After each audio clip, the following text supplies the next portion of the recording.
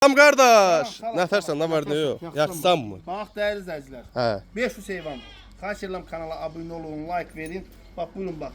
Balalıdır bu. Bax, 500 dənə, bax bu yerində heyvanım var. 500 dənə yox. 250 dənəsi bax o yerindədir. Gəl bura. Gəl sən kilim. Sən dedin bunun malla, maşınla da barter Bəli, eləyərik. 100% malla maşından admin olunur. Allah Amma bunların hamısı var o yerində. Birinci qarına 200 hamısı şey. 200 dənəsi xamcı. Qocası nə qədərdir? Qoca içində yəni 3 dənə, 4 dənə yəni belə. Eləmə, Allah bərəkət. Desəm yoxdur, bil ki yalan deyir. Yalan deyirəm. Yox, dayı 5 heyvanda içində yaşlısı olmalı. Yəni ildə buna quzu qalır. Sən dedin bunun malla, maşınla da barter eləyərik. Bəli, 100% Allahın köməyi ilə kim də olsa Allah. bundaydı.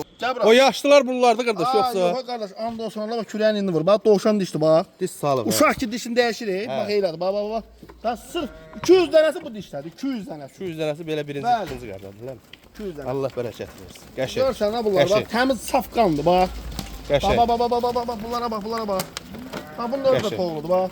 Şey. Hə, Allah bərəkət. Dəyərli izləyicilər, yəni yenə də dediyimiz kimi heyvan malından da barter olunur, maşınla da. Kimin malı və ya maşını olsa, Hər bir dava dərmandakı olunur.